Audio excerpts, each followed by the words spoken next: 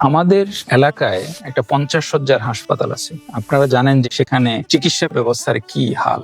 সেখানে রোগীরা দিনে রাতে যখনই যান, আমার মনে হয় না যে কেউ ভালো স্বাস্থ্য সেবা পান। আপনার একটা রোগী যদি আপনার বাসায় রাতে 2টা বাজে অসুস্থ হয়ে যান, হার্ট অ্যাটাক করেন কিংবা স্ট্রোক করেন, আপনি তাকে বাঁচানোর জন্য কয়েকশো কিলোমিটার পার হয়ে আপনাকে হয়তো ঢাকায় নিতে হচ্ছে, চট্টগ্রাম নিতে হচ্ছে।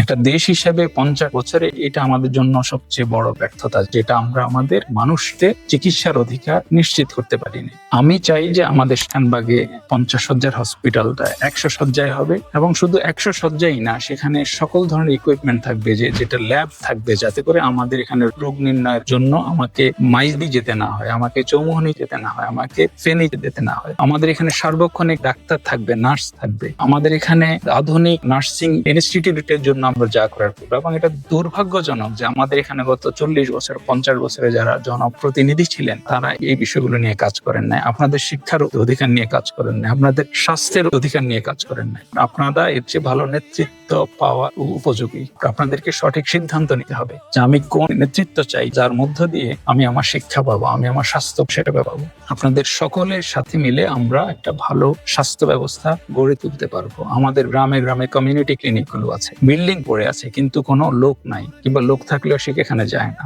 কোনো ইনফ্রাস্ট্রাকচার নাই। আমরা কমিউনিটি ক্লিনিক গুলোকে কেন্দ্র করে, যাতে প্রতিটা কমিউনিটি ক্লিনিকে একজন করে নার্স, একজন করে প্যারামেডিক্স থাকে। এটা আপনাদের অধিকার। এটা স্বাস্থ্য সেবা আপনাদের জন্য লাক্সারি না, এটা আপনাদের অধিকার। আপনাদেরকে এটা বুঝে নিতে হবে। আমি চাই যে আমাদের প্রতিটা গ্রামে একটা একটা করে ছোট স্বাস্থ্য সেবা কেন্দ্র গড়ে উঠুক, যেখানে নার্স সবসময় থাকবে, যেখানে ওষুধ সবসময় সুলভ থাকবে। এভাবে আমরা শানবাগ এবং সোনাইমুড়ির স্বাস্থ্য ব্যবস্থাটাকে আমরা নতুন করে গড়ে তুলতে চাই।